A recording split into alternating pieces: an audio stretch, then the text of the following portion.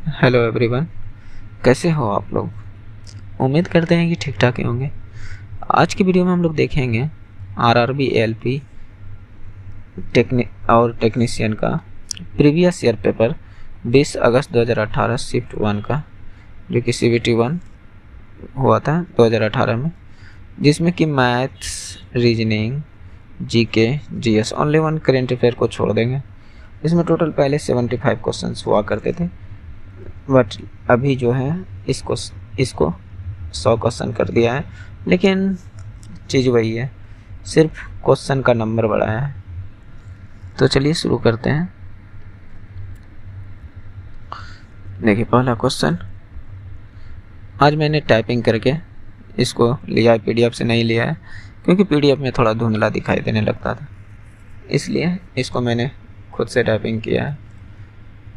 एक संकुचित स्प्रिंग में सामान्य लंबाई के स्प्रिंग की तुलना में अधिक ऊर्जा होती है, क्योंकि संकुचित स्प्रिंग में स्थितिज ऊर्जा होती है। ये बात याद रखिएगा। नेक्स्ट, फूल के प्रजनन अंग कौन से हैं? फूल का जो प्रजनन अंग है वो कौन सा है? तो इसका सही आंसर हो जाएगा पुंकेसर और अंडप, ये इसके प्रजनन अंग है। हालांकि इसमें हम लोग फिगर भी लगा दिए हैं। देखिए ये फिगर है, जैसे यहाँ पर ये तो दलपुंज है, बाह्य दलपुंज कहने का मतलब दलपुंज, ये जो फिगर देख रहे हैं ये दलपुंज, ओके। और ये वाला जो भाग है देखिए वर्तिकाग्र, कार्पल्स, और यहाँ पर जो अंडाशय है, ये अंडाशय के अंदर जो अंडप है ये अंडप, और इसमें देखिए ऑप्शन में हिंदी में कुछ और लिखा था पुंकेसर। जैसे ये स्त्री केसर का भाग, ये मोटा वाला जो देख रहे हैं ये स्त्री केसर का भाग है, जो कि इसी का भाग अंडप है। और यहाँ पर ये वाला जो देख रहे हैं ये फिलामेंट टाइप का, ये है पुंकेसर। इसी पुंकेसर में देखिए यहाँ पर क्या है, ये एंथर जिसमें परागकोश है, इसके अंदर परागकण भरा होता है। तो ये दोनों भाग है जो प्रजनन में भाग लेते हैं फूल में। नेक्स्ट देखिए,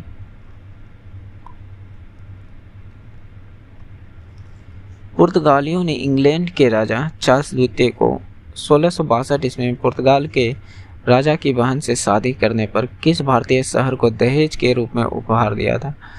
तो ये मुंबई। देखिए उस समय का ज़माना कि पूरा शहर को ही दहेज में दे देता था। इसका मैंने एडिशनल जानकारी भी ऐड किया है इसमें। देश के वित्तीय राजधानी मुंबई शहर को पुर्तगालियों द्वारा 1662 ईस्वी में पुर्तगाल के राजा की बहन कैथरीन डे ब्रांगजा से शादी करने के बाद राजा चार्ल्स द्वितीय को दहेज के रूप में दे दिया गया था। ओके, इसको पढ़ लीजिएगा, ये एडिशनल जानकारी है इसके बारे में।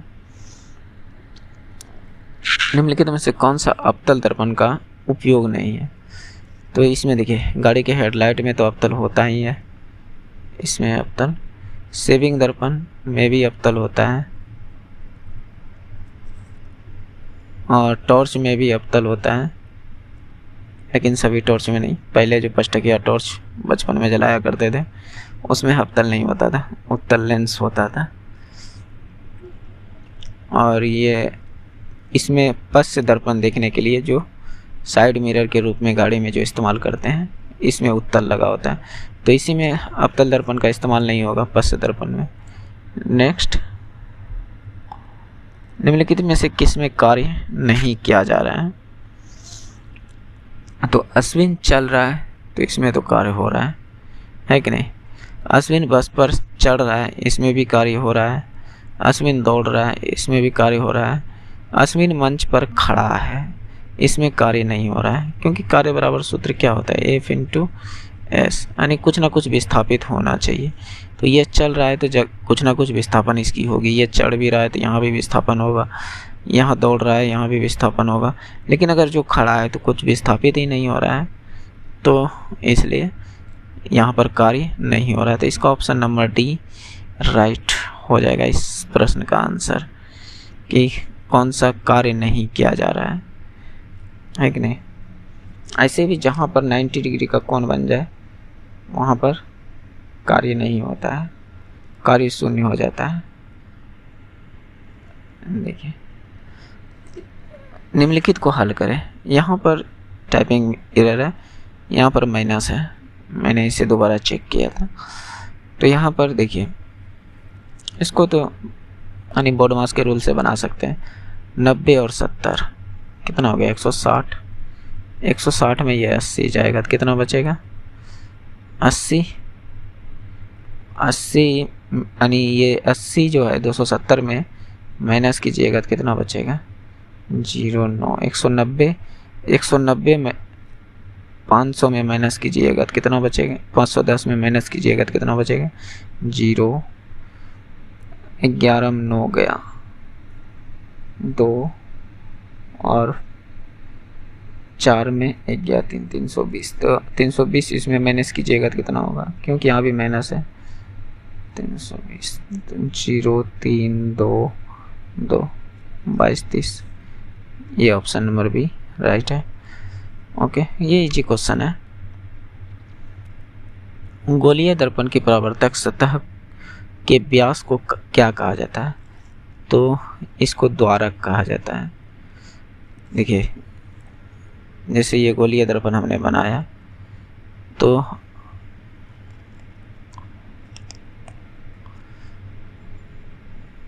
FC ये है, तो ये तो फोकस है जो कि आंसर नहीं हो सकता है क्योंकि इसकी व्यास को पूछ रहा है। ओके, मुख्य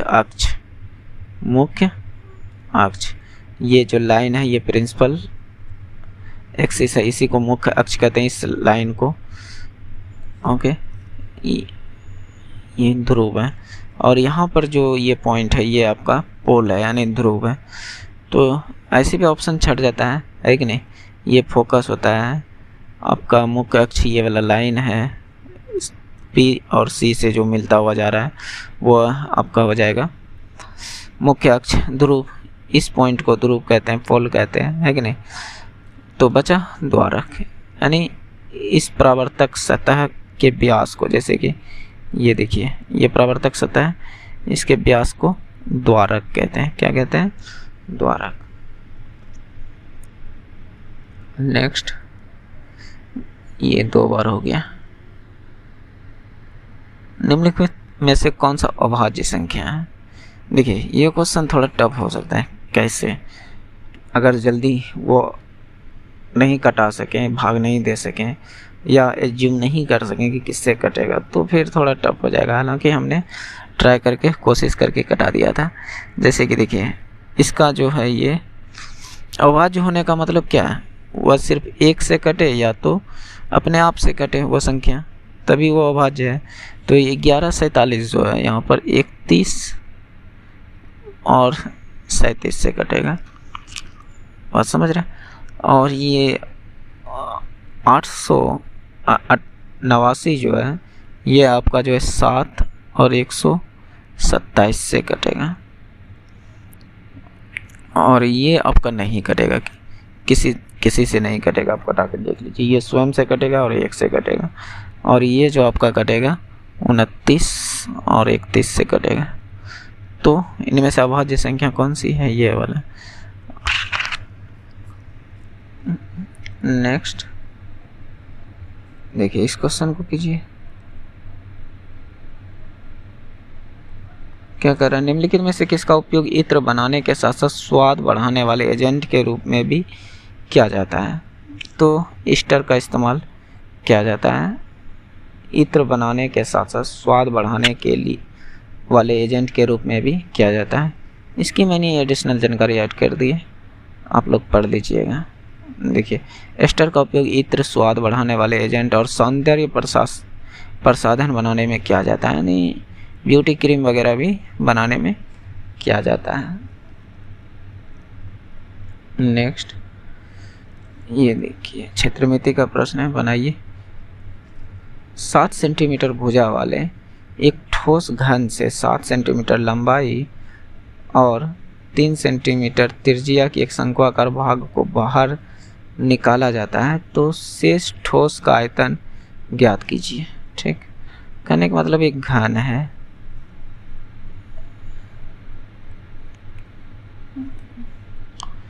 एक घन है, ओके, इससे एक शंकु आकार का काट के निकाल लिया जाता है, शंकु आकार का काट कर निकाल लिया जाता है, तो शेष कितना बचेगा? तो इसमें क्या कीजिएगा, घन के आयतन में शंकु का आयतन घटा दीजिए, यही होता है ना। ये घन का आयतन है, ये शंकु का आयतन है, इसको मान रख के निकाल लीजिए। तो घन का भुजा कितना दिया, 7 सेंटीमीटर, यानी 7 का क्यूब माइनस 1/3, पाई का मान 22/7 लेना है जब तक ना कहा जाए तो,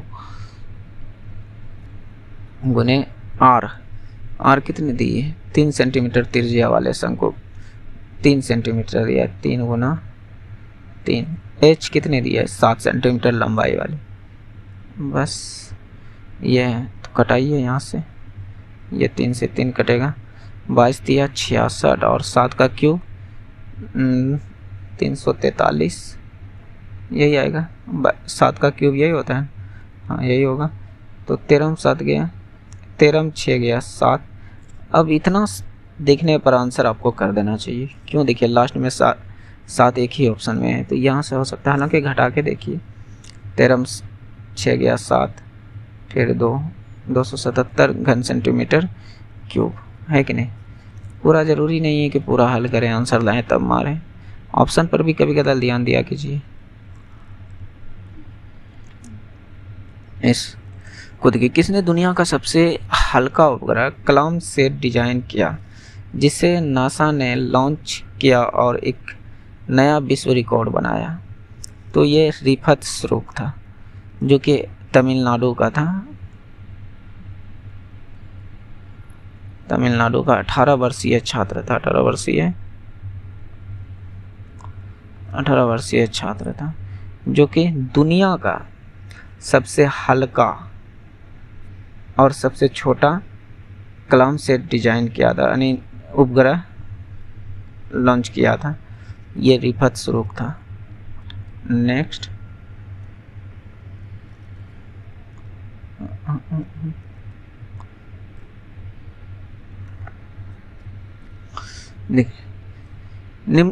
दिए गए निष्कर्ष में से कौन सा या कौन से निष्कर्ष कथन में दी गई जानकारी का तार्किक रूप से अनुसरण करता है या करते हैं? तो कहता है निष्कर्ष, बारिश के मौसम में पहाड़ी क्षेत्रों में भूस्खलन के कारण कई रेल दुर्घटनाएं होती है। ठीक है, तो कथन कहता है बारिश के मौसम में रेलगाड़ी नहीं चलनी चाहिए। ये कोई निष्कर्ष निकलेगा क्या? अगर दुर्घटना हो रही तो एकदम बंद कर दें, चलाना ही बंद कर दें? नहीं, ये कोई समस्या का हल नहीं है। भूस्खलन से बचने के लिए सरकार द्वारा अधिक सावधानी बरती जानी चाहिए। हाँ, ये बात सही है कि अगर भूस्खलन हो रहा है तो उससे सावधानियाँ बरतें। बगल में नहीं कहता है, जैसे पहाड़ के बगल से दीवार खड़ा कर दिया जाए जिससे भूस्खलन रुक सके, तो कई तरह के प्रावधान किया जा सकता है, लेकिन गाड़ी ही नहीं चलाना है, ये समस्या का हल नहीं है। तो इनमें से केवल अनुसरण 2 करेगा। ओके,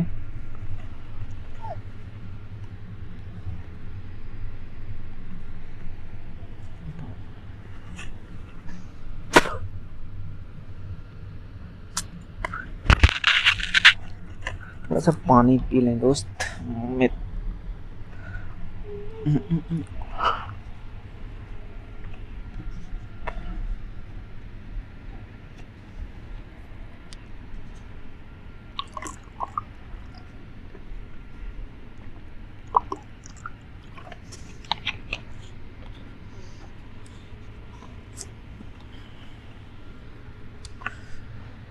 चलिए नेक्स्ट क्वेश्चन देखते हैं। इसमें टोटल 35 क्वेश्चंस होने वाले हैं लगभग, क्योंकि इसका 40 क्वेश्चन हमने इसके पहले वाली वीडियो में करा चुके थे। तो मैंने एक भी एक्स्ट्रा क्वेश्चन नहीं लिया है, टोटल के टोटल पेपर से ही लिया है। और 20 अगस्त इसमें जो है 20 अगस्त 2018 शिफ्ट 1 का फुल पेपर है, यानी एक भी क्वेश्चन हमने एक्स्ट्रा नहीं लिया, जो भी क्वेश्चन है उस शिफ्ट का ही है। भले ही इसमें एडिशनल जानकारी हमने ऐड किया है, लेकिन एक्स्ट्रा क्वेश्चन नहीं लिया है। देखिए 4096 का वर्गमूल क्या होगा, इसको आप अंदाज़ा लगाकर भी मार सकते हैं। जैसे यहाँ पर देखिए 8 है, 8 का स्क्वायर कीजिएगा तो कहीं ना कहीं लास्ट में जो भी 4 डिजिट हो, 3 डिजिट जो भी हो, लेकिन लास्ट का अंतिम डिजिट 4 होगा, है कि नहीं। तो इस हिसाब से यहाँ पर 6 है, इस हिसाब से तो नहीं हो सकता, इसका हो सकता है, इसका हो सकता है, इसका हो सकता है। लेकिन और भी थोड़ा सा अंदाज़ा लगाए, जैसे कहने का मतलब यहाँ पर अगर 60 होता तो इसका कितना होता, 3600 के समथिंग होता, 3600 पूरे होता। अगर 60 का स्क्वायर करते हैं तो अगर यहाँ पर 70 होता, ये बात को ध्यान से समझने का कोशिश कीजिए, यहाँ पे 70 होता और इसका स्क्वायर करते हैं कितना 4900 होता, और यहाँ तो 74 है कि नहीं, 74। इसका मतलब 4900 भी ज़्यादा होगा, तो इसका मतलब ये नहीं हो सकता।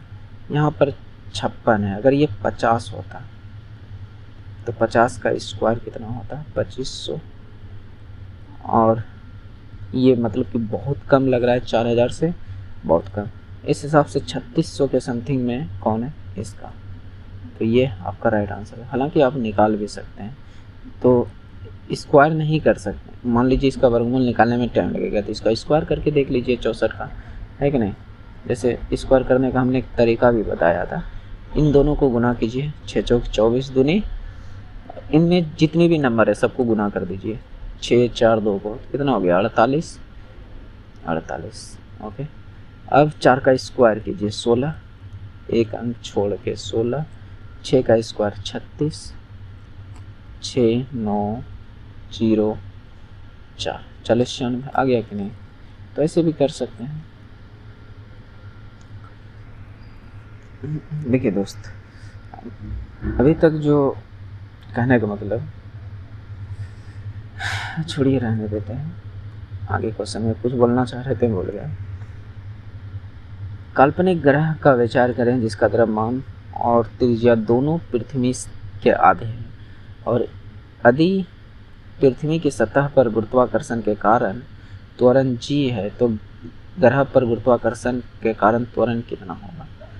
देखिए, अगर हम मान लेते हैं पृथ्वी पर गुरुत्वाकर्षण g का जो मान है लगभग 10 होता है, ये बात तो पता है, 9.8 होता है ना, g का मान 9.8 मीटर, हमने माना कि 10 है।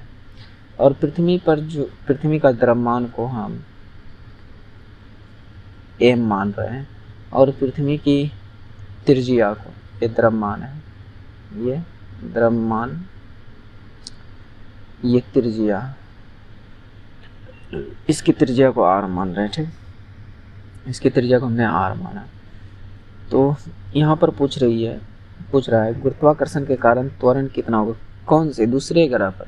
अगर दूसरे स्थिति में कह रहा है g का मान क्या होगा जब द्रव्यमान और त्रिज्या दोनों आधी कर दिया जाए। जो दूसरे ग्रह पर जो द्रव्यमान होगा उसको आधे कर देंगे। पहले द्रव्यमान कितना था, द्रव्यमान m माने थे, तो इसका आधा क्या है m/2। पहले त्रिज्या कितना माने थे r, तो अभी क्या हो जाएगा r/2, क्योंकि यहाँ पर दोनों बोल रहा है आधे हुए। तो अब गुरुत्वाकर्षण दूसरे ग्रह पर क्या होगा, तो इसको हम मान लेते हैं, कुछ मान लेते हैं, क्योंकि दोनों g हो गया, k मान लेते हैं, इसका गुरुत्वाकर्षण k मान लेते हैं। ओके, तो अब देखिए, तो छोटी g बराबर क्या फार्मूला होता है, बड़ी g m/r², यही तो होता है कि नहीं। तो ये तो पृथ्वी पर का हमने मान लिया।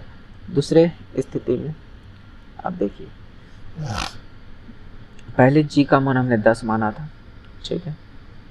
अब g का मान क्या निकलेगा, अब g का मान क्या निकलेगा। तो यहाँ पर हम रखते हैं जी बराबर बड़ी जी, चलिए यहीं पर हम सोल्व करते हैं, इसी में लगाते हैं, यहीं पर लगाते हैं। तो जी इधर का m/2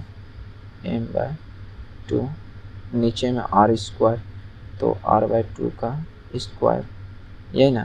तो ये g से g कट गया, ये g से g कट गया, ये m से m कट गया, m से m कट गया, और यहाँ से ये r² बनेगा, और ये ऊपर जाकर 4² में, यानी कहने का मतलब इसको ज़्यादा हल कीजिएगा तो ऊपर 4 से गुना हो जाएगा और ये r² बनेगा। मैं इसको ऐसे करता हूँ, समझने का कोशिश कीजिएगा।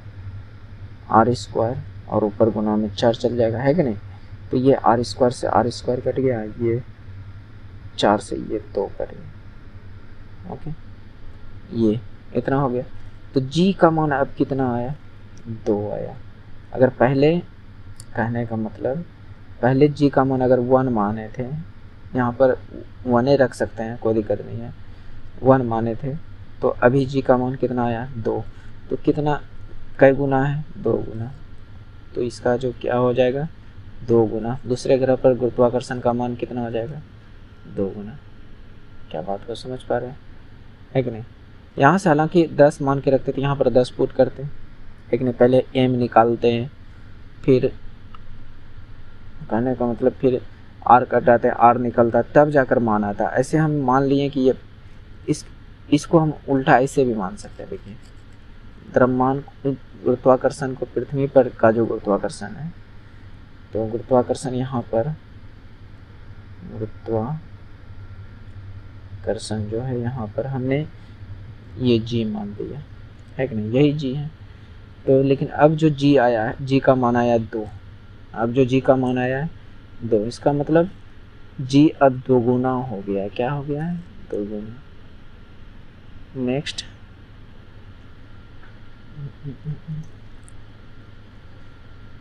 देखिए, एक मिनी वैन 4.8 किलोमीटर प्रति घंटा और 6 किलोमीटर प्रति घंटा की गति से चल रहा है।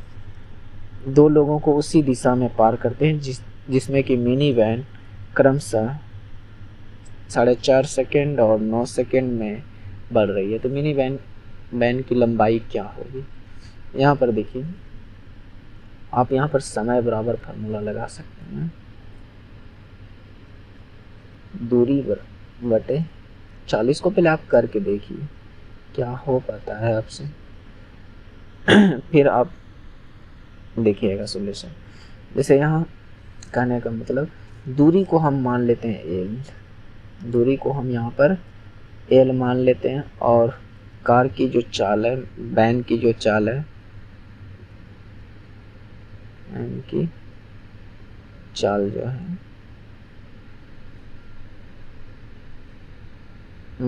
कुछ भी मान लेते हैं, भी वगैरह कुछ भी मान लेते हैं, भी मान लिए, ओके।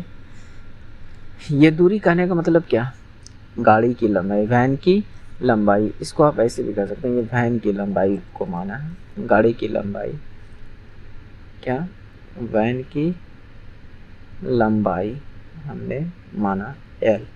तो अब यहाँ पर लगाते हैं हम लोग, देखिए l दूरी हो गया, चाल कितनी होगी, जब यहाँ इस तरह से हो तो रिलेटिव स्पीड लगेगा।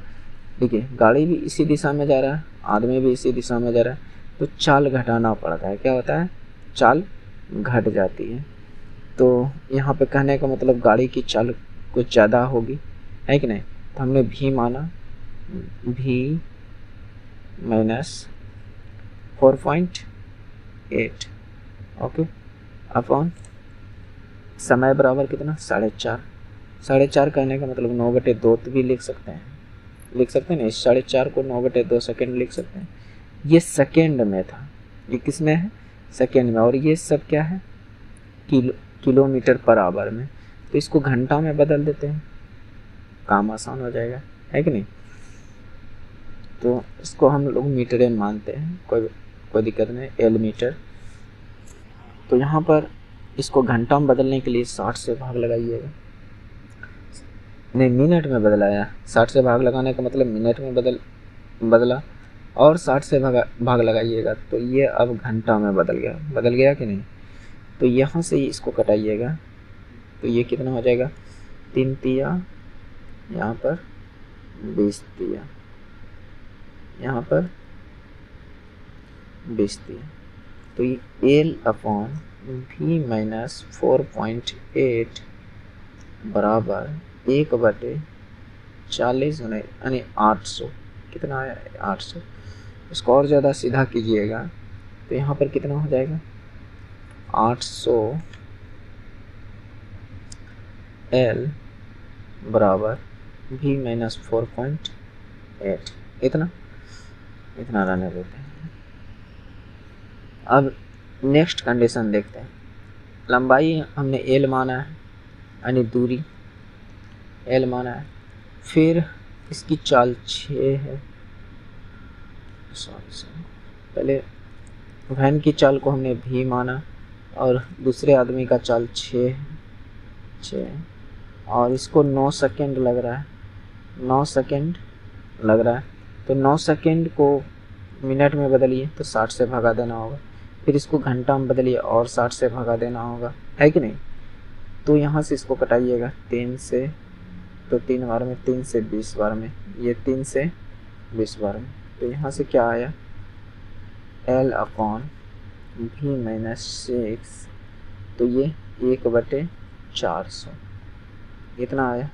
इसको और ज़्यादा सोल्व कीजिएगा तो ये कितना हो जाएगा, 400 L बराबर V-6, यही ना, ठीक, इतना आया। तो इसको हमने फर्स्ट मान लिया, इसको हमने सेकंड मान लिया।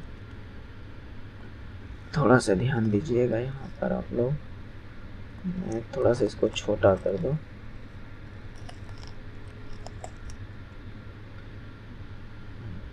इसको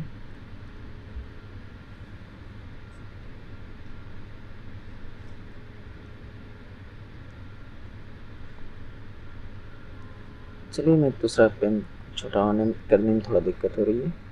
इसको आप देखिए, इन दोनों समीकरण को या तो घटा दीजिए या जोड़ दीजिए, जो भी करना है। तो हम घटा देते हैं यहाँ पर। 800 में 400 घटेगा तो कितना बचेगा, दोनों समीकरण से ले रहे हैं, 400 L है कि नहीं। भी में भी घट गया तो ये तो कट जाएगा, है कि नहीं। तो यहाँ से -4.8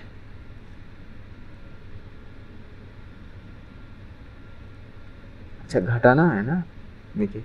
तो कहीं ना कहीं, जैसे यहाँ मेरा कहने का मतलब है, समझिएगा, इसमें से इस सीधे करके लिख देते हैं, हो सकता है आपको भी समझने में थोड़ा दिक्कत हो जाएगा। देखिए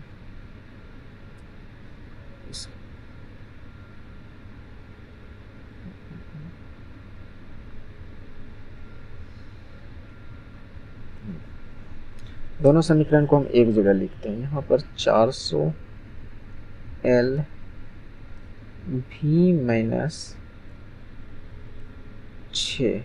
ये इक्वेशन सेकेंड है। जब दो समीकरण होता है तो आप क्या करते हैं, इसके पहले चिन्ह को चेंज करते हैं। घटाएंगे तो यहाँ पर माइनस आएगा, इसके आगे माइनस आएगा, और ये माइनस वाला जो है ये प्लस में बदल जाएगा, है कि नहीं। तो अब कितना बचा, 400 L, और यहाँ पर ये तो कट गया, 6 में 4.8 जाएगा तो कितना बचेगा, 1.2। लेकिन ये किलोमीटर प्रति घंटा में था, तो इसका मतलब ये किलोमीटर में अभी भी है। इसको हमने इसको मीटर में माना है, किस में माना है, मीटर में। तो इसको किलोमीटर में मीटर में बदलिएगा तो किससे गुना कीजिएगा, 1000 से। तो यहाँ से ये निकल कर आएगा कितना, 400 L बराबर 1200, है कि नहीं। ये 400 से ये कितने टाइम में जाएगा, 3 टाइम में, 3 मीटर। ओके, तो इसका राइट आंसर हो जाएगा 3 मीटर। थोड़ा समझने का कोशिश कीजिएगा तभी आप बना पाइएगा, नहीं तो फिर ये आपके दिमाग से बाहर जा सकती है। या आपके पास कोई इसका दूसरा सोल्यूशन है तो कमेंट में बताइएगा। नेक्स्ट, और अभी तक चैनल पर अगर आप बने हुए हैं तो इसका मतलब आपने एलपी का फॉर्म अप्लाई किया है कि नहीं। तो आप ज़रूर जो है कि पूरा देखिए और अच्छा लगे तो लाइक शेयर एंड सब्सक्राइब ज़रूर किया कीजिए। इससे हमें थोड़ा मोटिवेशन मिलेगा और मैं कोशिश करूँगा थोड़ा अच्छे से और बनाऊँ और क्वेश्चन को अच्छे से सेट करूँ, उसके साथ एडिशनल कुछ जानकारी भी डालूँ। अन्यथा मेरा मेहनत क्या हुआ, कोई फ़ायदा ही नहीं होगा अगर आप सपोर्ट नहीं कीजिएगा। तो एक संख्या को 3:2 के अनुपात में विभाजित किया गया, जबकि 8 को प्रत्येक में जोड़ा गया तो अनुपात 7:5 हो गया। दो संख्याओं में से बड़ी संख्या थी। देखिए, अब इसको अगर आप तरीके से बनाने लगे तो आपको बहुत टाइम लगेगा, इसलिए मैं एक अलग तरीका बताता हूँ। पहला नंबर, दूसरा नंबर, समझिए इसका अनुपात में कितना दिया है, 3 और 2। फिर बाद में 8 जोड़ा तो कितना हो गया, 7 और 5। ओके, तो यहाँ से देखिए आप कैसे कीजिए, इन दोनों का गैप देखिए कितना है, इसका गैप कितना है, 1, इसका गैप 2। इसका जो गैप है इस पूरे इक्वेशन को गुना कर दीजिए और इसके गैप से नीचे वाले इक्वेशन को गुना कर दीजिए। इसका गैप 1 ही है ना, तो 1 से इसको गुना कर दीजिए। तो ये जाकर अब नया अनुपात बनेगा। जैसे आप समझिएगा, यहाँ ये जाकर नया, तो 2 से गुना कीजिएगा तो 6:4, 2 दूनी 4, और इसको 1 से गुना कीजिएगा तो उतना ही, 7:5। अब इस वाले से कोई लेना देना है नहीं। अब यहाँ पर देखिए ऐसे का गैप कितना है, यहाँ भी गैप सेम हो गया, 6 में 1 जुटा 7, 4 में 1 जुटा 5, तो इन दोनों का गैप 1 आ गया। तो और इसी 1 का मान 8 है, इसी 1 का मान 8 है। ओके, तो दो संख्या में बड़ी संख्या थी, तो ये वाला जो पहले जो रेशियो है वही पहले वाला संख्या था। बात समझ रहे हैं। तो 1 का मान 8 है, तो इनमें 6 और 4 में बड़ा कौन है, 6 है। तो 6 का मान कितना होगा, 48। 6 का मान कितना होगा, 48 को 8 से गुना कर दीजिए तो कितना हो जाएगा, 48। तो ये आपका राइट आंसर 48 हो जाएगा। तो ये देखिए कितना शॉर्ट मेथड है, इससे आप आसानी से बहुत जल्दी कर सकते हैं। बात समझ रहे हैं। हालांकि आप पुराना तरीका भी लगा सकते हैं, जैसे मेरा यहाँ कहने का मतलब ये वाले तरीका आप यूज करते होंगे। हो सकता है कि ये दोनों पहले 3x और ये 2x में था, इसमें 8 ऐड हो गया, प्रत्येक में 8 ऐड किए, तब जाकर ये अनुपात 7:5 बना। फिर इसको सोल्व कीजिएगा तो x का मान निकलेगा, फिर x में इसको यहाँ पर x रखिएगा, तब जाकर आपका आंसर आएगा, है कि नहीं। तो इस तरह से आप इसको बना सकते हैं, ऐसे भी सोल्व कीजिएगा उतना ही आएगा, देख लीजिए करके। नेक्स्ट देखिए, डैश में प्रचुर मात्रा में सफ़ेद रेशे होते हैं, तो ये आपका कंडरा में हो जाएगा। कंडरा कहने का मतलब यहाँ पर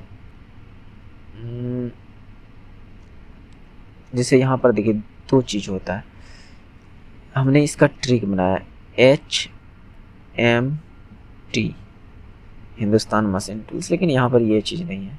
हड्डी से मांसपेशी को जोड़ता है वह टंडन कहलाता है। क्या कहलाता है, टंडन। और टंडन का हिंदी है कंडरा। टंडन का हिंदी क्या है, कंडरा। और दूसरा ट्रिक बीबी लाल यानी BBL, बोन टू बोन यानी हड्डी टू हड्डी को जो जोड़ता है वह लिगामेंट यानी स्नायु। लिगामेंट को हिंदी में क्या कहते हैं, स्नायु। तो ये बात याद रखिएगा। हमने HMT याद रखा है, बाकी बात दूसरा क्या होगा, स्नायु हो, तो स्नायु होगा, है कि नहीं। 2 में से एक अगर याद रखते हैं तो दूसरा ऑटोमेटिक याद आ जाएगा, है कि नहीं। तो ये H मतलब यहाँ पर हड्डी, M मतलब मांसपेशी। हड्डी को मांसपेशी से जो जोड़ता है वह टंडन यानी कंडरा कहलाता है। इसमें ये बात नहीं पूछा है कि क्या कहलाता है, इसमें पूछा है कि किस में प्रचुर मात्रा में सफ़ेद रेशा पाया जाता है, यानी फाइबर वाइट फाइबर पाया जाता है, तो ये आपका कंडरा होगा। कंडरा में सफ़ेद रेशा पाया जाता है जो तंतुमय होता है। इसका एडिशनल जानकारी भी मैंने शायद ऐड किया है। हाँ, यहाँ पर देखिए, कंडरा में प्रचुर मात्रा में सफ़ेद रेशे होते हैं, है कि नहीं। कंडरा तंतु में संयोजी ऊतक है, यानी कनेक्टिव टिश्यू है। मांसपेशियों को हड्डी से जोड़ता है, मांसपेशियों को हड्डी से जोड़ता है और शरीर के उचित कार्य में सहायता करता है। कंडरा कोलेजन से बना होता है, कोलेजन से बना होता है। एक हड्डी से हड्डी संयोजी ऊतक को स्नायु कहा जाता है, जो हड्डी से हड्डी को जोड़ता है, यानी बोन टू बोन को जो जोड़ता है वह लिगामेंट होता है। लिगामेंट को हिंदी में स्नायु कहते हैं। ओके, नेक्स्ट देखिए, संख्याओं का 3 1 इतना जो दिया इसका माध्यिका ज्ञात करने बोल रहा है। इसको कैसे ज्ञात कर सकते हैं हम लोग, थोड़ा समझने का कोशिश कीजिए। इसको पहले अरेंज कर लीजिए छोटा से बड़ा की ओर, 1, उसके बाद फिर 1, यहाँ पर कोमा था, टाइपिंग मिस्टेक है। उसके बाद फिर 2, उसके बाद फिर 3, उसके बाद 5, उसके बाद 7। और कोई संख्या है क्या? 1 2 3 4 5 6। तो इसमें भी 6 संख्या होनी चाहिए। हाँ, 6 संख्या है। अब इसका करना क्या है, इधर से 1 कटाइए, इधर से भी 1 कटाइए, इधर से 1 कटाइए, इधर से भी 1 कटाइए। अब अगर दोनों साइड से 1 कटा दें तो बीच में तो कुछ बचेगा नहीं, बीच में 2 संख्या बच गया। अगर 1 संख्या बचता तो वही आंसर हो जाता, लेकिन यहाँ पर 2 बचा है, 2 है कि नहीं। तो यहाँ पर 2 3 कितना हुआ? 5, और इसको 2 से भाग दे दीजिए, कितना हो गया? 2.5। ये डायरेक्ट आंसर आ गया 2.5। हालांकि इसका एक फार्मूला भी होता है, n/2 + 1, n/2 + 1 वहाँ पद प्लस n/2 में पद, 2 में पद अपॉन 2, सम संख्या के लिए। किसके लिए? जैसे यहाँ पर n का मान टोटल कितना? 6 गो है। 6 देखिए यहाँ पर समझिए,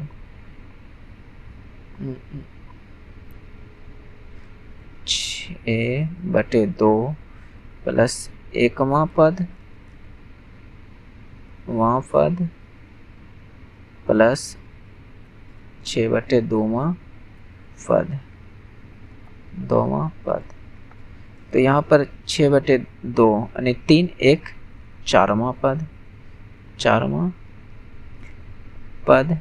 यहाँ बटे में पूरे में 2 है, बटे में परे में 2 है। उसके बाद यहाँ पर प्लस 3वां, 6 को 2 से भाग दीजिएगा, 3वां पद, 3वां पद अपॉन 2। तो अब यहाँ पर लगाइए, देखिए 4वां पद कितना है? 3, तीसरा पद कितना है? 2 अपॉन 2। तो ये भी 5/2 आया, है कि नहीं। तो यहाँ से 5/2 का मतलब 2.5 यानी 2.5। तो इतना आंसर हो जाएगा। तो ऐसे बना सकते हैं। ये सम संख्या के लिए ये फार्मूला था, सम संख्या के लिए। विषम संख्या के लिए सीधा n/2 वहाँ पद, n/2 वहाँ पद। ये विषम संख्या के लिए माध्यिका का सूत्र है। नेक्स्ट,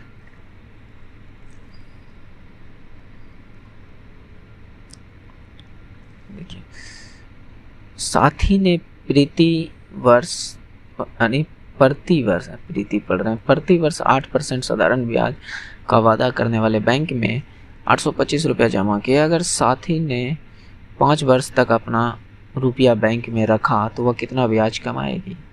ओके, तो इसका तो आप डायरेक्ट भी निकाल सकते हैं। हमने उस दिन बताया था कि टाइम और रेट को गुना कर दीजिए, कितना हुआ? 8×5 = 40, 825 का 40% निकाल दीजिए, 825 का 40%। वो डायरेक्ट आपका SI आएगा। क्या आएगा? SI। बात समझ रहे हैं? साधारण ब्याज आ जाएगा। तो यहाँ पर 825 का 40% जब निकालिएगा तो ये 40/20, 20 कहते हैं 100। तो 20 से 2 बार, 20 से 5 बार, 5 से ये कितने टाइम जाएगा?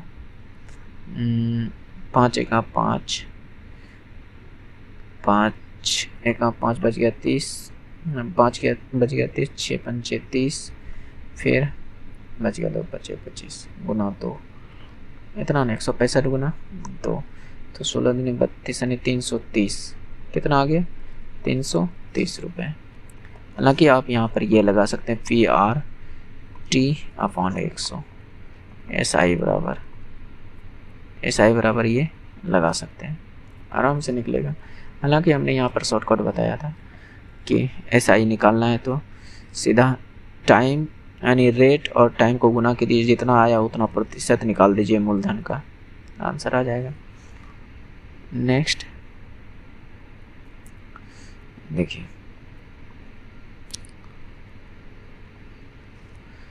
एक तत्व की परमाणु संख्या n है, परमाणु के नाभिक में प्रोटॉन की संख्या क्या होगी।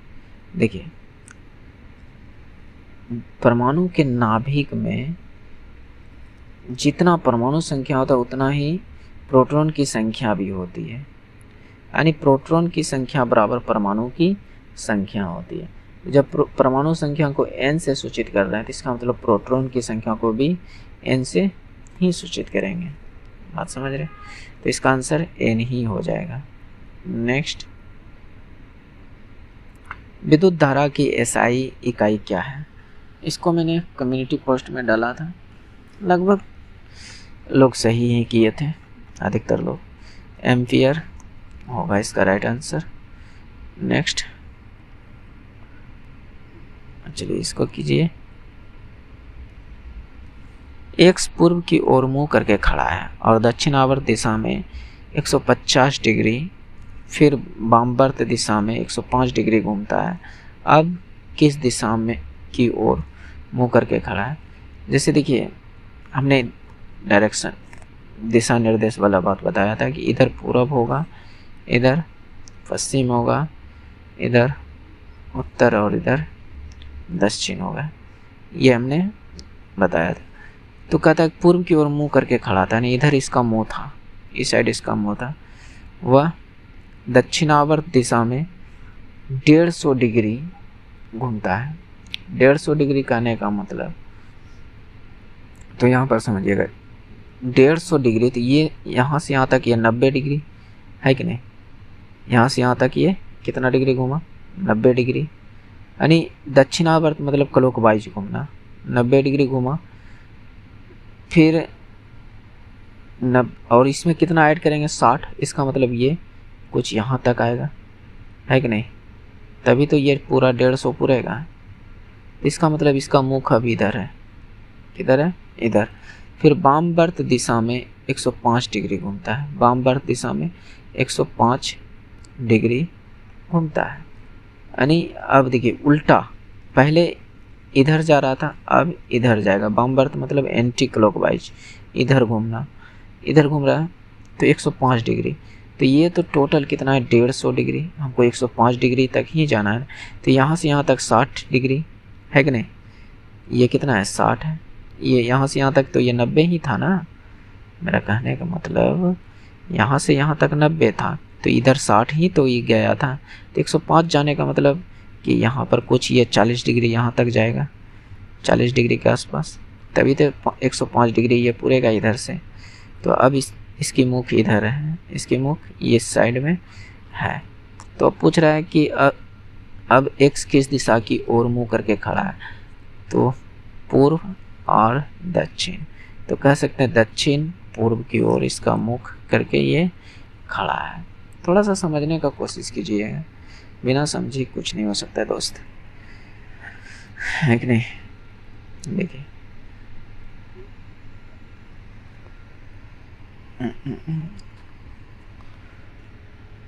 बॉक्स को रबड़ कहा जाता है, रबड़ को कलम कहा जाता है। इस तरह के क्वेश्चन जब आए ना तो इसका पूरा नहीं पढ़ना चाहिए, पूरा पढ़ने में इस प्रश्न को घाटा है।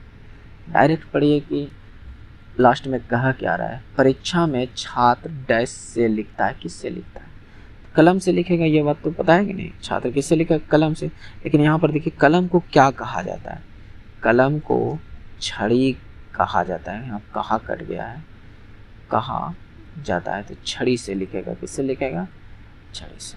क्या मेरी बात को समझ रहे हैं? डायरेक्ट यहाँ देखिए परीक्षा में यहाँ लास्ट में पूछा क्या है, छात्र किससे लिखता है, तो आपको पता है नहीं, कलम से लिखेगा। और कलम को यहाँ कहा क्या रहा है, छड़ी कहा रहा है, तो इसका मतलब वो छड़ी से लिखता है। नेक्स्ट,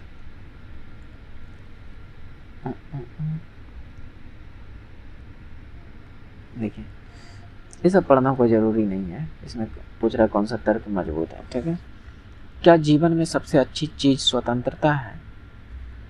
तर्क कह रहा है जीवन हमें मुक्त के बहुत से अवसर प्रदान करता है और फिर भी हम में से अधिकांश लोग इसे बर्बाद करते हैं। यह तर्क ये है, अभी सही है कि गलत है पता नहीं, लेकिन यहाँ पर तर्क दो देखिए, मुस्कान, मित्र, परिवार, अच्छी बातचीत, अच्छी नींद और अच्छी यादें, ये सभी मुफ्त में मिलते हैं। बिल्कुल, मुस्कान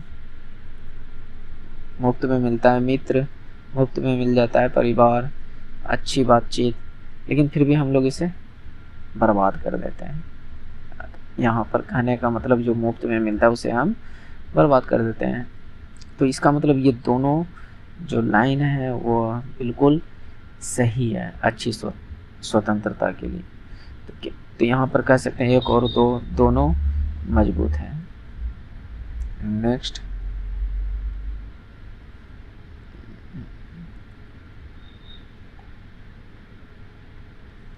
निम्नलिखित में से 1 से 20 तक अभाज्य संख्याओं की श्रृंखला होगी। तो अभाज्य संख्या कहाँ से शुरू होता है? 2 से। तो ये 2 से तो नहीं है, 1 से है। ये 2 से है, लेकिन 2 के बाद 3 भी तो अभाज्य संख्या है, इसमें 3 है ही नहीं, तो ये गलत। यहाँ 2 से शुरू होनी चाहिए, तो यहाँ नहीं है। यहाँ 2 से शुरू है, 2, 3, 5, 7, 11, 13, हाँ ये बिल्कुल सही है। तो ये आपका राइट आंसर डी नंबर हो जाएगा। नेक्स्ट, देखिए दोस्त, हमको ये पूरा PDF बनाने में बहुत टाइम लगता है, बहुत मेहनत लगती है दोस्त, थोड़ा सपोर्ट कीजिए, दिल से अच्छा लगेगा, है कि नहीं? अन्यथा फिर मैं भी इसे क्या करूँगा, बना रहा हूँ, नहीं तो छोड़ दूँगा, कोई दूसरा व्यवस्था देखेंगे, है कि नहीं? मोनिका के पिता की उम्र 38 वर्ष थी जब वह पैदा हुई थी, जबकि उसकी माँ 36 वर्ष की थी। यानी मोनिका जब पैदा हुई थी तो उसकी माँ जो है 36 वर्ष का था। उसकी माँ कितने वर्ष की थी? 36 वर्ष की थी, जबकि उसका भाई उससे 4 वर्ष छोटा था पैदा हुआ। जब उसका भाई जो उससे 4 वर्ष छोटा था पैदा हुआ तो उसके माता पिता की उम्र में कितने अंतर है? यानी पिता की उम्र जब 38 थी तब वह पैदा हुई थी, गलत यहाँ पर है। देखिए, जब पिता की उम्र 38 थी तब वह पैदा हुई थी, इसका मतलब मोनिका उस समय 0 वर्ष की थी और माँ की उम्र उस समय के बारे में नहीं पता है। लेकिन जब उसका छोटा भाई पैदा हुआ तब उसकी माँ की उम्र जो है 36 थी। कितनी थी? 36। तो जब उसका छोटा भाई पैदा हुआ तब उसकी माँ की उम्र 36 थी और उसका छोटा भाई जो है उससे 4 वर्ष बाद पैदा हुआ। इसका मतलब ये कहने का मतलब यहाँ पर ये 4 वर्ष पहले इसका जन्म हुआ था, तो इसका मतलब यहाँ पर इसमें 4 वर्ष ऐड कर दें तो इसके पिता की उम्र में 4 वर्ष ऐड हो जाएगी, है कि नहीं? उस समय अगर छोटा भाई जिस समय उसका भाई जन्म लिया उस समय उसकी माँ 36 वर्ष की थी, उस समय उसकी माँ 36 वर्ष की थी। जब इसका छोटा भाई जन्म लिया तो वो उस समय 0 वर्ष का होगा, लेकिन ये तो 4 वर्ष की हो गई होगी, तो इसमें 4 वर्ष ऐड करेंगे तो ये तो 4 वर्ष की हो गई और ये 42 वर्ष की हो गई। तो अब पूछ रहा है क्या, उसके माता पिता की उम्र में क्या अंतर है? तो 36 और 42 में कितने का अंतर है? 6 वर्ष का। तो इसका राइट आंसर हो जाएगा 6 वर्ष। ओके, नेक्स्ट देखिए, इसमें हम सभी तरह के क्वेश्चन को हम लाएं। हो सकता है कि दोस्त कि किसी क्वेश्चन को हम उतनी अच्छी तरह से नहीं समझा सके, क्योंकि दोस्त आपको पता है कि सभी लोग हर चीज़ में 100% करेक्ट नहीं हो सकते, 100% टैलेंटेड नहीं हो सकते, है कि नहीं। सभी चैप्टर में अच्छे नहीं हो सकते, हो सकता है उसका कुछ वीक हो। दुनिया का कोई भी आप टीचर ले लीजिए, अगर बैठा दीजिए उसको एग्जाम में, कितना एक्सपर्ट क्यों ना हो, वह अगर 100 क्वेश्चन है तो वो 100 में 100 नहीं कर पाएगा, ये गारंटी के साथ कहते, उससे भी कहीं ना कहीं गलती होगी। तो इसलिए कहता मैं यहाँ पर सभी क्वेश्चन को कराने का कोशिश करता हूँ। तो हो सकता है कुछ क्वेश्चन को मैं उतनी अच्छी तरह से नहीं समझा सकूँ, लेकिन कुछ ऐसा भी क्वेश्चन होगा जो कि यूनिक तरीका होगा उसका, जो हो सकता है उस तरीके से आप वंचित हो। दोस्त, और दूसरी चीज़ कि यहाँ पर आप एक पूरा प्रीवियस ईयर पेपर कर रहे हैं, आप समझ रहे हैं, और आपको तो पता होनी चाहिए प्रीवियस ईयर पेपर कितनी मायने रखती है एग्जाम देने से पहले करने का। अगर आप 20 प्रीवियस ईयर पेपर भी करते हैं तो आपको बहुत ज़्यादा फ़ायदा मिलेगा। ये मैं इसलिए कह रहा हूँ क्योंकि मैंने भी जो है एनटीपीसी ग्रुप डी का एग्ज़ाम निकाला, एनटीपीसी CBT 1 और CBT 2 भी, CBT 2 दोनों निकाला हुआ है। ग्रुप डी का भी एग्ज़ाम हमने CBT 1 निकाला हुआ था। इन दोनों एग्ज़ाम को हमने क्वालिफाई किया है।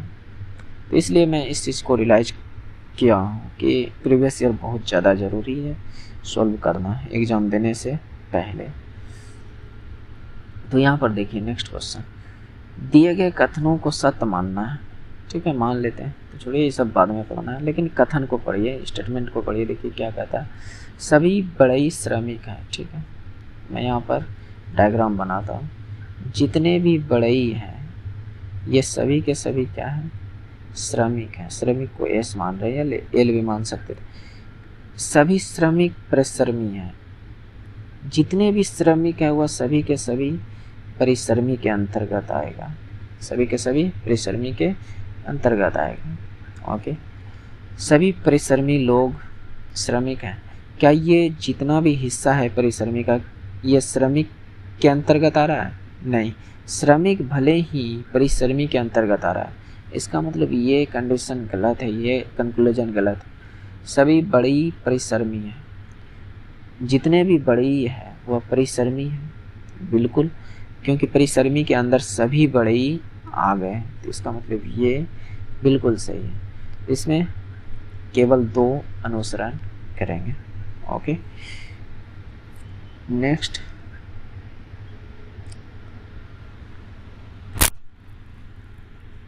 थोड़ा सा देखिए यहाँ पर इस क्वेश्चन को कीजिए। आयाती ने 13% की हानि पर एक वस्तु बेची, यदि उसने इसे 49 रुपये अधिक में बेचा होता तो उसने 22% लाभ कमाया होता। तो 30% का लाभ प्राप्त करने के लिए वस्तु का विक्रय मूल्य क्या होना चाहिए? ठीक है, इसको आप या तो मान कर कीजिए कि उस वस्तु का क्रय मूल्य जो था 100 था, 100 यूनिट, लेकिन यहाँ पर हम लोग ऐसा नहीं करेंगे। अगर मान लीजिए 100 उसका क्रय मूल्य मान लेते हैं, क्रय मूल्य जो है 100% है। कितना? 100%। तो 13% हानि पर बेच रहा है, इसका मतलब ये 13% हानि पर SP1 जो होगा, सेलिंग प्राइस 1 जो है, 13% हानि कहने का मतलब ये कितने? 87% है कि नहीं।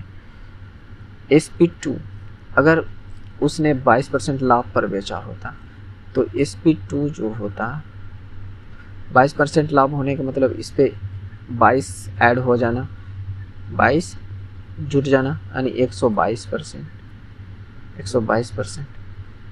तो 49 रुपये का लाभ होता, तो कितने रुपये का लाभ होता? 49 रुपये का लाभ होता, यानी इन दोनों का जो अंतर है वह 49 रुपया है। तो इन दोनों का अंतर कितना है? 12 में 7 गया 5, 11 में 8 गया 3, 35% का अंतर है। और इसी 35% का अंतर जो है यहाँ पर 49 दिया हुआ है। हमें एक्चुअल में बाद में चाहिए 130%। कितना चाहिए? 130%, क्योंकि SP3 जो होगा दिया यहाँ पर 30% लाभ होने का मतलब 130% की वैल्यू हमें निकालनी है। क्या बात को समझ रहे हैं? 130% की वैल्यू हमें निकालनी। तो यहाँ से देखिए 5 से कटाइए या 7 से कटाइए। 7 से कटाइएगा तो ये 5%, और ये इसको 7 से कटाइएगा तो ये 7 रुपये, ये रुपये है इधर पढ़ते हैं। और हमें चाहिए 130%। तो 130% पुराने के लिए हम क्या कर सकते हैं? इसको किससे गुना कर सकते हैं? तो अगर हम यहाँ पर भाग दे के देखें 130 तो 5 तो 26 से गुना करना होगा। किससे गुना करना होगा? 26 से गुना करना होगा। तो ये इधर 130 हो जाएगा। तो इसको भी आप 26 से गुना कर दीजिए। 7 गुना 26 तो 6 सत्ते 42, 7 दूनी 14, 4 18, 182 रुपये। हमने डायरेक्ट 130% का मान निकाल लिया और यही आपका आंसर हो जाएगा। बात समझ रहे? नेक्स्ट 15, 18, 24 का एलसीएम होगा। इसका एलसीएम कितना होगा? तो आप निकाल भी सकते हैं या तो अंदाज़ा भी लगा सकते हैं। 3 तो कभी हो नहीं सकती क्योंकि दी गई सभी नंबर से तो कोई नंबर से छोटा नहीं होना चाहिए, छोटा नहीं होना चाहिए। तो क्या ये 6 15 से भी छोटा है, 18 से 24 से भी छोटा वाला तो नंबर होगा ही नहीं। इसमें जितने भी नंबर है किसी भी नंबर से छोटा नहीं होना चाहिए और सबसे बड़ा भी नंबर से छोटा नहीं होना चाहिए। अब रहा 54। 54 सिर्फ देखिए 18 से कटता है, 15 से नहीं कटता है। तो आंसर जो होगा दी गई सभी संख्याओं से कटनी चाहिए। तो इसका मतलब 54 15 से नहीं कटता है, ना ही 24 से। इसका मतलब 54 भी नहीं होगा। तो सिर्फ एक ही आंसर है यहाँ पर 360। 360 15 से भी भाग लगेगा, 18 से भी और 24। हालांकि अगर इतना नहीं जानते तो फिर आप निकाल सकते हैं 15, 18, 24। इसका एलसीएम आप निकाल सकते हैं इस तरीके से, है कि नहीं? तो 2 से घटा दीजिए आप, अगर बचपन वाले तरीके को अभी तक जानते हैं तो, है कि नहीं? फिर 2 से कटेगा? अब नहीं कटेगा। 3 से कटेगा 5 टाइम, 3 टाइम, 4 टाइम। अब किसी से कटेगा? नहीं कटेगा। तो बस जितना भी है सभी को गुना कर दीजिए। 3 दूनी 6, 6 5 30, 30 या 90, 90 चौके 360, है कि नहीं? हो गया आंसर। तो ऐसे निकाल सकते हैं। नेक्स्ट देखिए, ये फिगर वाला क्वेश्चन था इसलिए इसका डायरेक्ट हमने फिगर ही लगा दिया। बताइए इनमें से कौन सा वाट के स्थान पर आएगा? इस स्थान पर कौन सा आएगा? जैसे यहाँ पर देखिए क्या क्या है, फिगर को सेम टू सेम रखा है। ये जो लाइन है इसको सिर्फ बदला है, कितना 90 डिग्री घुमा दिया है। जो यहाँ पर है इसको यहाँ ला दिया है। देखिए यहाँ पर ला दिया है ना, ये वाला फिगर को यहाँ ला दिया। इसका मतलब यहाँ पर 90 डिग्री में 45 डिग्री घुमा दिया है। तो सेम काम यहाँ करेंगे। फिगर अंदर का सेम टू सेम रहेगा, लेकिन जो लाइन है उसको 45 डिग्री घुमा देना। इसको भी देखिए 45 डिग्री ही घुमाया है कि नहीं? ये लाइन ऐसे था, है कि नहीं? तो इस लाइन को यहाँ 45 डिग्री तक घुमा कर ला दिया है ना, थोड़ा सा घुमा हुआ। तो इसमें भी वही चीज़ करना है। इस लाइन को 45 डिग्री तक घुमाइएगा तो कहीं ना कहीं इस कोना से गुजरेगा लाइन, और इस लाइन को 45 डिग्री घुमाइएगा तो यहाँ से गुजरेगा। तो इस तरह का कहाँ है? यहाँ है और यहाँ है। तो ऑप्शन नंबर 3 में राइट है। इसका ऑप्शन हमने हटा दिया है, हालांकि फिगर ये सही होगा। ऑप्शन में 3 जो यहाँ पर भी होगा वो सही होगा। नेक्स्ट देखिए, ये आपके पास क्वेश्चन है ग्राफ वाला, और इस कहीं ना कहीं किसी भी मतलब रेलवे का ये फेमस क्वेश्चन है कि मतलब एक ना एक ग्राफ से रिलेटेड क्वेश्चन तो देगा ही। ओके, इस ग्राफ को ध्यान से देखिए और इसका दूसरा जो फिगर था उस इधर लगाया है, यहाँ पर पूछा गया है। जैसे यहाँ पर पूछा क्या है उस बात को देखिए। 2009 में बेची गई बाइक की कुल संख्या 50,000 थी। तो पीले और लाल बाइक की तुलना में सफ़ेद बाइक की बिक्री किस संख्या से कम थी, यानी कितनी कम थी, यहाँ ये लिखना चाहिए था। सफ़ेद बाइक की बिक्री कितनी कम थी पीले और लाल बाइक के तुलना में। ठीक है, यहाँ पर देख लेते हैं पीला और लाल बाइक कितना है। पीला वाला ये और लाल बाइक वाला ये, कहीं फिर से थोड़ा सा पीले और लाल, ठीक, पीले और लाल, तो येलो और रेड। तो पीला कितना 10% और रेड कितना, ये वाला लाइन है कितना पे 20% प्लस 20%। तो यहाँ से ये टोटल कितना बना 30%, कितना बना 30%। फिर पूछा किसका है, सफ़ेद बाइक की बिक्री। सफ़ेद बाइक की बिक्री कितनी है, सफ़ेद यहाँ है 25%। ये तो रेड प्लस येलो है और वाइट कितना है 25%। तो कितना कम है प्रतिशत में 5%। तो यहाँ पर टोटल कितना दिया था, कहाँ चल गया था दोस्त, यहाँ है 50,000। टोटल कितना है 50,000। तो 50,000 का सीधा 5% निकाल दीजिए। 50,000 का 5%, नहीं 2 0 कट गया, 500 गुना 5 2500। तो ये आपका 2500 आंसर हो जाएगा, 2500 राइट आंसर हो जाएगा। नेक्स्ट देखिए, ये भी फिगर वाला क्वेश्चन को हमने डायरेक्ट PDF से ही कट करके निकाल लिया है। ओके, क्योंकि फिगर बनाने में प्रॉब्लम होती है। उस आकृति का चयन कीजिए जो समूह से संबंधित नहीं है। चलिए मैं इसको थोड़ा जूम कर देता हूँ। ओके, आप देखिए, मेरे उम्मीद से तो आप लोग कर दीजिएगा आसानी से, क्योंकि यहाँ पर देखिए इसमें टोटल कितने लाइन्स है, 4 लाइन्स, इसमें 2, इसमें गिनिए 1 2 3 4 5 6 लाइन्स, इसमें 1 2 3 4 5 लाइन। अब नंबर देखकर पता कीजिए कि कौन सा भिन्न होगा। तो यहाँ पर देखिए विषम संख्या है, बाकी बात सभी में सम लाइन है, यानी रेखा की संख्या जो है सम है और इसमें रेखा की संख्या विषम है। तो किसमें है, ए में। तो ये कहाँ पर है, ऑप्शन नंबर सी में, ये आपका राइट हो जाएगा। नेक्स्ट एक क्वेश्चन और है,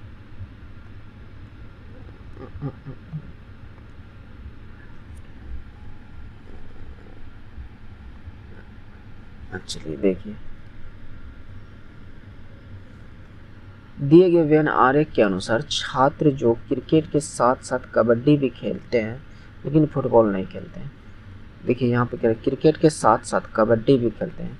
ये क्रिकेट वाला कौन सा, ये वाला लाइन, और कबड्डी वाला ये, इन दोनों में आना चाहिए, इन दोनों में टी है।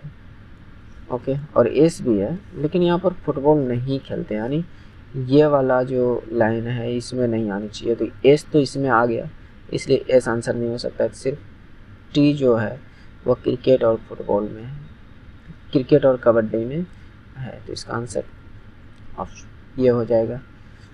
ओके,